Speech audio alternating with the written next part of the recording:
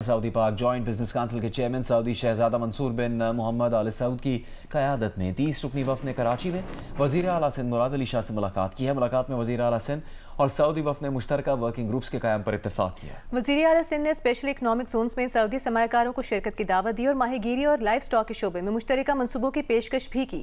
इस मौके पर खिताब में वज़ीर आला सिंध मुराद अली शाह ने कहा कि सिंध पाकिस्तान की माशी तरक्की का गेटवे बनने को तैयार है। सरमायाकार दोस्त माहौल सिंध हुकूमत की तरजीह है। सऊदी अरब के साथ शराकतदारी खित्ते के माशी मुस्तकबिल के लिए निहायत अहम है।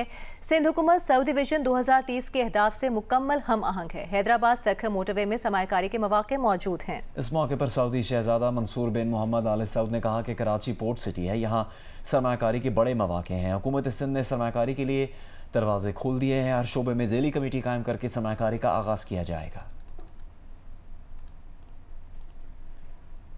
सऊदी पाक जॉइंट बिजनेस काउंसिल के चेयरमैन सऊदी शहजादा मंसूर बिन आल सऊद की क़यादत में 30 रुकनी वक्त में गवर्नर सिंध कामरान टिसोरी से भी मुलाकात की। इस मौके पर कामरान टिसोरी का कहना था कि तमाम सरमायाकारों को खुशामदीद कहते हैं। सऊदी अरब ने हर मुश्किल घड़ी में पाकिस्तान का साथ दिया है। शहजादा मंसूर बिन मोहम्मद आल सऊद ने कहा कि हम मिलकर काम करेंगे और मईशत को मजबूत करेंगे।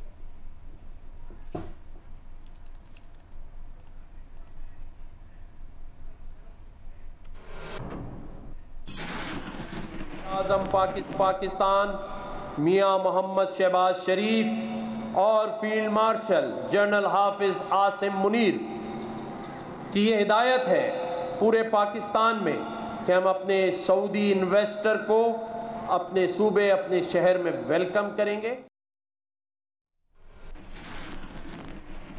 वज़ीर आला पंजाब की हिदायत पर पंजाब भर में फसल की बाकियात जलाने धुआं फैलाने वालों के खिलाफ सख्त ऑपरेशन का आगाज कर दिया गया। देपालपुर में धान की बाकियात को आग लगाने पर एक शख्स को गिरफ्तार कर लिया गया। मुकदमा दर्ज हो गया। पंजाब हुकूमत ने खबरदार किया है कि सूबे भर में फसल की बाकियात जलाने आलूदगी फैलाने वालों को फौरी गिरफ्तार किया जाएगा।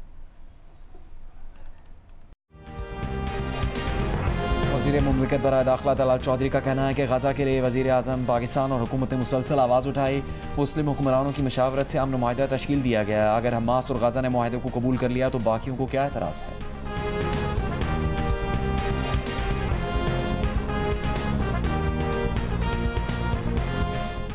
और तहरीक इंसाफ के चेयरमैन बैरिस्टर गौहर का कहना है कि बानी पीटीआई ने पंजाब असम्बली के कायमा कमेटियों से फौरी मुस्ताफ़ी होने की हिदायत की है। पंजाब में पीटीआई के पास 14 कायमा कमेटियां हैं।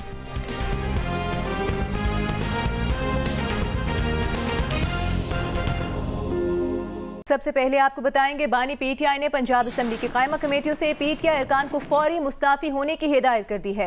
अडियाला जेल के बाहर गुफ्तगू में चेयरमैन पीटीआई बैरिस्टर गौहर ने कहा कि पंजाब में पीटीआई के पास 14 कायमा कमेटियां हैं।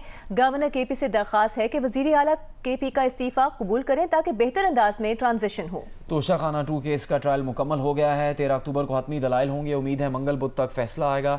सेनेटर अली जफर ने कहा कि वज़ीर आला की तब्दीली के आईनी अमल में अगर किसी ने रुकावट डाली तो भरपूर एहतजाज करेंगे। खैबर पख्तूनख्वा में काबीना फिलहाल ये ही चलेगी।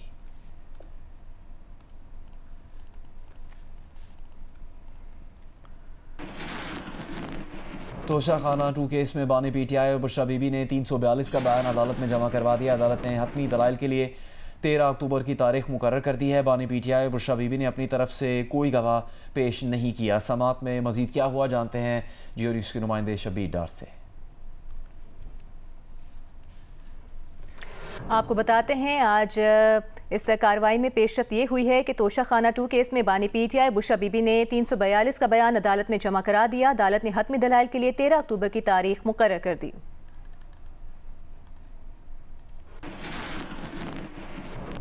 विफाकी वज़ीर इत्तलात अता तारक का कहना है कि बानी पीटीआई ने दहशतगर्दों को वापस लाकर बसाया और आज भी ये सहूलतकारी जारी है। अली अमीन गंडापुर को दहशतगर्दों की मुकम्मल सहूलतकारी ना करने पर हटाया। यह ऐसे शख्स को वज़ीर आला बना रहे हैं जो दहशतगर्दों के लिए नर्म गोशा रखता है। भर दहशतगर्द इनको सहूलतकारी मिलती है जेल में बैठे हुए शख्स से जो दहशतगर्दों का चीफ स्पॉन्सर है, जिसने पहले भी अपनी हुकूमत के दौरान दहशतगर्दों को वापस लाकर सेटल्ड एरियाज के अंदर बसाया।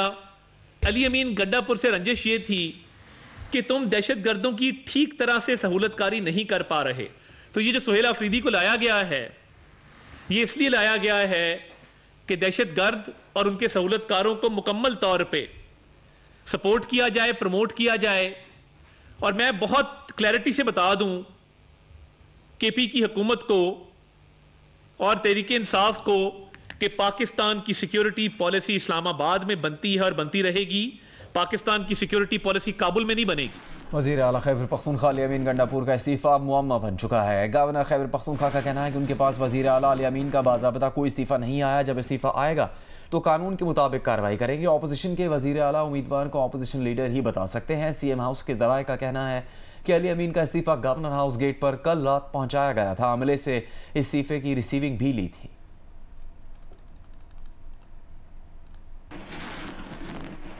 वज़ीर मुमलिकत बराए दाखिला तलाल चौधरी का कहना है फ़लस्तीन पर 20 निकाती अंग मुआहदे में पाकिस्तान का इनपुट शामिल है। अगर हमास और गज़ा ने मुआहदे को कबूल कर लिया तो बाकियों को क्या एतराज़ है। फ़लस्तीनी अवाम को बयानबाजी नहीं, अमन चाहिए। TLP ने एहतजाज के लिए कोई इजाज़त नहीं हासिल की। फ़लस्तीन के लोगों को बयानबाजी नहीं, अमन चाहिए। उनको अपना वतन चाहिए, अपनी ज़मीन चाहिए। सो कॉल्ड एहतजाज, बयानात और उस पर मजहबी या सियासी रंगबाजी नहीं चाहिए। वफाकी हुकूमत ने हमेशा से पुरअमन मार्च, एहतजाज की इजाज़त दी है, लेकिन उसके क़वाइद ज़वाबित और कानून के अंदर रहते हुए। मुझे ये बताइए, TLP ने कहाँ इजाज़त मांगी है? इजाज़त लेने के लिए कौन से जो SOPs हैं उसके पूरा करने की यकीन दहानी करवाई है? इसराइल और हमास के दरमियान गज़ा अमन मुआहदा नाफिज हो गया है। इसराइल और हमास ने अमरीकी सालिसी में जंगबंदी मनसूबे के पहले मरहले पर इत्तेफाक कर लिया। अमरीकी मीडिया के मुताबिक जंगबंदी के पहले मरहले में तमाम यरगमालियों को गजा से रिहा किया जाएगा। इसराइली फौज एक तयशुदा मुकाम तक पीछे हट जाएगी। चंद फलस्तीनी कैदियों को भी रिहा किया जाएगा। सदर ट्रंप का कहना है कि यरगमालियों की रिहाई मुमकिन तौर पर पीर के रोज हो सकती है। इसराइली हुकूमत के तर्जुमान के मुताबिक आज इसराइली काबीना इजलास के बाद 24 घंटों के अंदर गजा में जंगबंदी होगी, जिसके बाद यरगमालियों की रिहाई के लिए 72 घंटे का वक्त शुरू होगा। हमास रहनुमा मरवान बरगोसी रिहाई के मुआहदे का हिस्सा नहीं है। यरगमालियों की रिहाई के बाद इसराइली फौज गजा के 53% हिस्से पर कंट्रोल रखेगी। पंजाब में सैलाब के बायस बंद M5 मोटरवे को 27 दिन बंद रहने के बाद Jalalpur Pirwala 78 kilometre motorway section पर ट्रैफिक बहाल कर दिया गया है। कमिश्नर आमिर करीम खान के मुताबिक M5 मोटरवे का कुछ हिस्सा जलालपुर पीरवाला से झांगा इंटरचेंज तक अभी भी बंद है। उन्होंने कहा कि मुतासरा हिस्सा 14 किलोमीटर लंबा है। इस मुतासरा हिस्से की बहाली के लिए काम जारी है। नेपरा ने के इलेक्ट्रिक पर 2.5 करोड़ रुपए जुर्माना आयद कर दिया है। कि इलेक्ट्रिक को 15 रोज में जुर्माना बैंक में जमा करवाने का हुक्म दिया गया है। नेपरा ने जुर्माना जनवरी 2023 में पावर ब्रेकडाउन के बाद बहाली में नाकामी पर लगाया है। कि इलेक्ट्रिक अपनी ऑपरेशनल जिम्मेदारियां अदा करने में नाकाम रहा। बार बार ट्रिपिंग से जाहिर हुआ कि ब्लैक स्टार फैसिलिटी की मॉक टेस्टिंग का फुकदान था।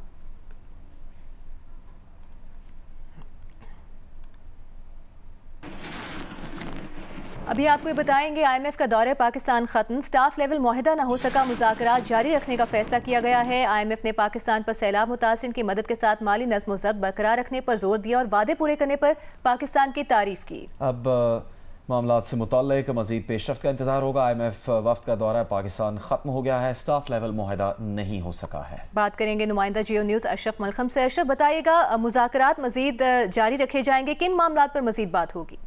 जी बिल्कुल ऐसा हुआ है कि तारीफें तो बहुत की गई हैं, लेकिन जो माहिदा होना था इसके आखिर पर जो स्टेटमेंट आती है कि हमारा स्टाफ लेवल एग्रीमेंट हो गया, इसके तहत हम रिकमेंडेशन दे रहे हैं कि अगली केस जारी की जाए, वो नहीं है उस एग्रीमेंट में। उसमें सिर्फ इतना कहा गया कि हम मुज़ाकरात जारी रखेंगे, पाकिस्तान को ये फलां चीज़ें करनी पड़ेगी, पूरी फहरिस्त है। लेकिन हमारे इतला के मुताबिक जिन चीज़ों पर इख्तलाफ हुआ है वो इख्तलाफ ये है कि एक तो जो पाकिस्तान ने कहा था कि हमें फ्लड के बाद कुछ जो हमारे टारगेट्स हैं अगर बजट के लिए उनको रिवाइज किया जाए डाउनवर्ड्स, वो IMF ने नहीं माना। उनका जो हमारी इतला के मुताबिक कहना था कि अभी तो आपकी फाइनल असेसमेंट ही नहीं हुई। दूसरा जो फ्लड से मुतासरा इलाकों में बहाली की स्कीमें हैं उसके लिए IMF ने बड़ा जोर दिया। उसने कहा उससे अलहदा के रिसोर्सेज आप इस्तेमाल नहीं कर सकते, अपने अखराजात कम करके उन्हीं में से जो स्कीमें शुरू करवाई जाए, लिहाजा इस पे भी एक इख्तलाफ कायम है। एडिशनल रिसोर्सेज उसके लिए नहीं दी जाएंगे।